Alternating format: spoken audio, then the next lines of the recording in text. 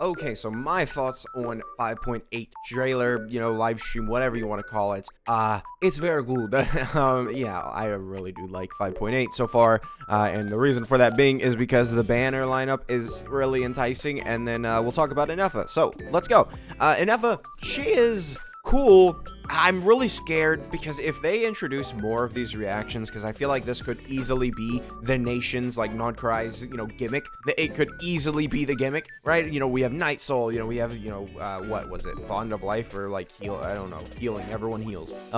This could easily be the gimmick, and they're just like, oh yeah, these characters now can trigger these reactions. They didn't want to just make new reactions for every character, because let's be real here, we know how that went last time. Hyper Bloom became 90% of Electro characters' best teams, right? Raiden became an off-field character. That never felt good. It never did, and it still doesn't. But with Lunar Charge, now you're gonna need the new characters, and we'll see how strong that is. If I'm being entirely honest, I'm expecting Ineffa to be broken. I am. I really don't see how they're gonna make a new reaction for the character, and then be like, she's like, okay, like, okay. I don't necessarily know how much I trust that. Like, how are you just gonna tell me, she's okay?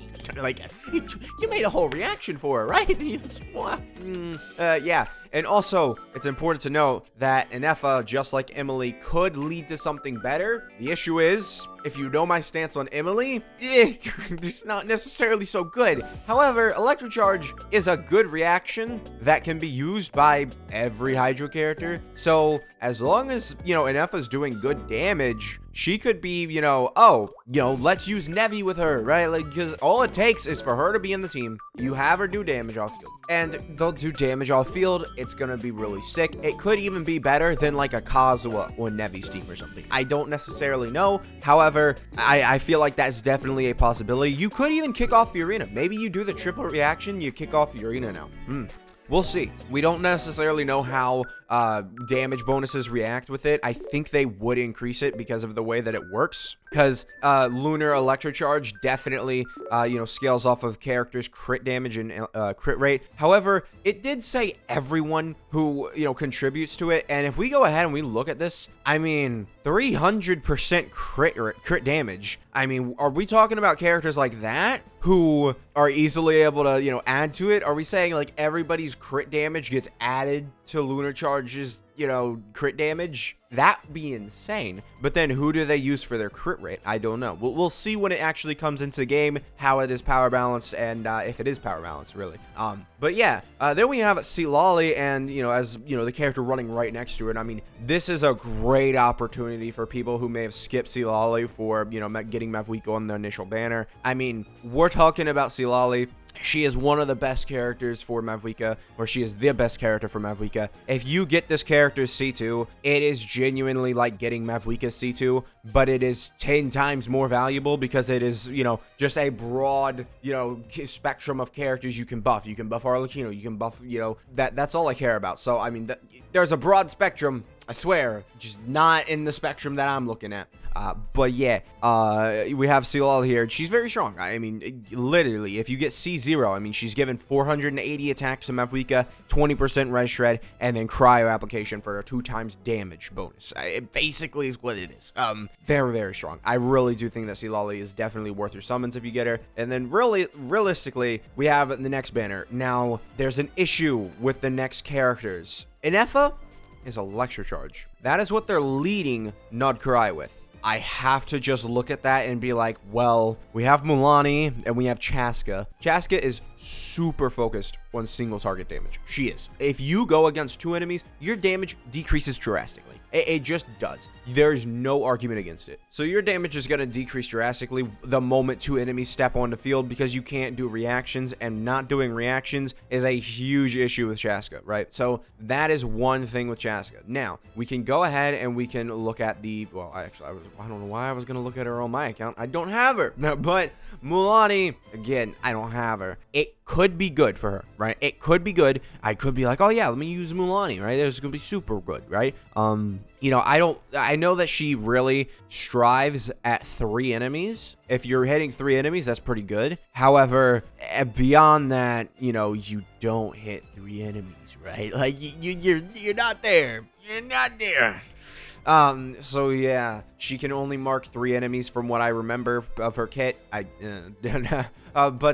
if we look at it, the weapon banner is actually insane for these characters, because you can get Chasca's weapon, which is a 30% increase, right? Chasca's weapon, 30% increase for herself. And then also, I believe it is not that bad of a standalone. Yeah, I can absolutely see Chasca's weapon being good for like Melt Ganyu, although good for Melt Ganyu is not that good.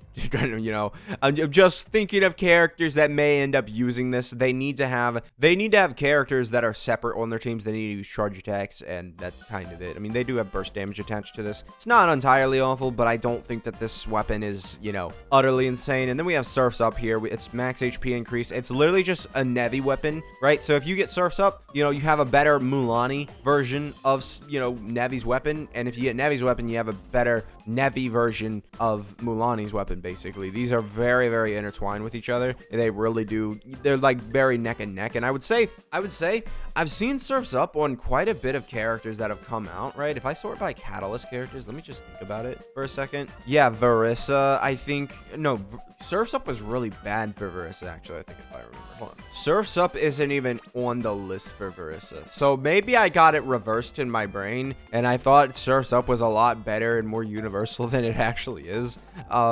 Yeah. So Surf's Up wouldn't be one that you use. All right.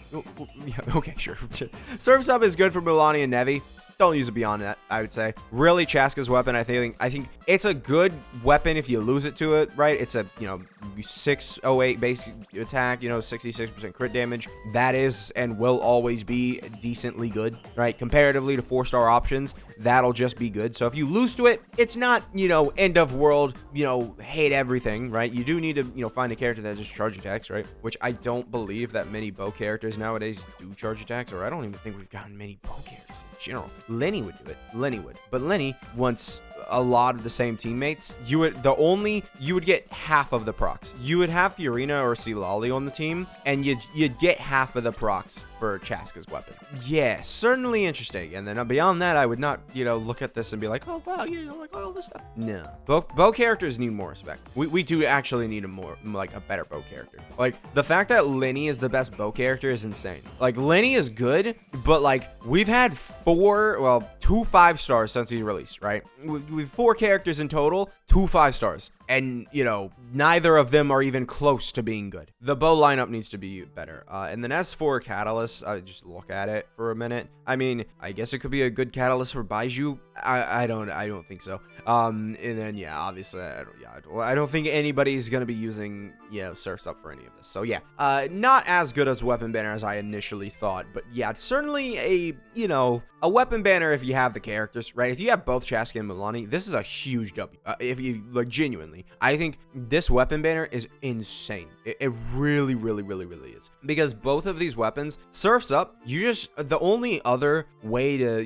get a somewhat decent 4-star for, Mualani is the battle pass. That is the only other decent way. And then you also have Chasca, who just even without the battle pass or with the battle pass or whatever, it's still like a 30% increase from her, 4-star options. It really is a good weapon. So if you have the characters, I understand if you want to summon on this banner. But yeah, this has been a weird should you summon video, for being entirely honest. I really wasn't expecting to go that in depth in the banners, but really, I'm being entirely honest, the banners are the entire thing that are interesting to me in this update, because I really don't like. Ineffa's cool. I like her, right? We'll see how she functions. We'll see how she goes. But then beyond that, it's the banners. and then the rest of the stuff just kind of falls off. There's nothing special, I feel like, about this update. Oh yeah, I mean, I guess we do have skins. Yeah, Yelan's skin, I'm probably gonna buy that. It'll be the first skin that I buy, because I mean, that skin was insane. It was a very good skin. And I mean, if you look at her normal skin, I mean, the only issue I could see with Yelan's skin is that it is not even, like if you look at Fontaine characters, they have a distinct lack of fur coat, right? Like, I don't know, that's not a Fontaine character. Emily, yeah. They have a distinct lack of fur coat. Yelan does not. Yelan does not. She's not blending in that well. well. But yeah, it really does just look like a 2.0 version of her original outfit, which I don't necessarily want, right? If you go ahead and you look at like Kaching, right? And we go ahead and I think we can see her outfit. Yeah, like Kaching, right? This is a different outfit than this, if I'm being entirely honest. Like that is different, right? That's different. That looks good. It looks different, you know? However, Yelan's outfit it literally looks like a 2.0 version of it, right? And then we say the same thing for Diluc. Diluc's outfit looks different. It is, you know, his hairstyle's different. Everything about this character, it just becomes different.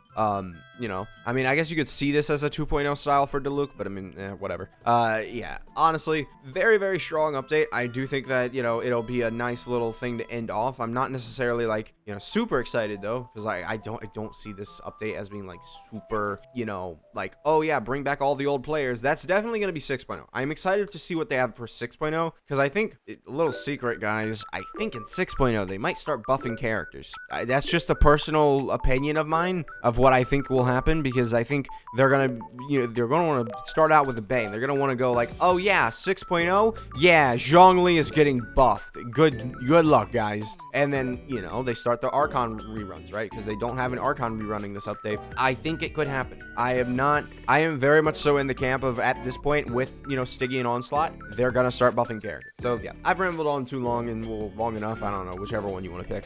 Thank you guys for watching. Make sure to subscribe, and I'll see you guys next time. Goodbye.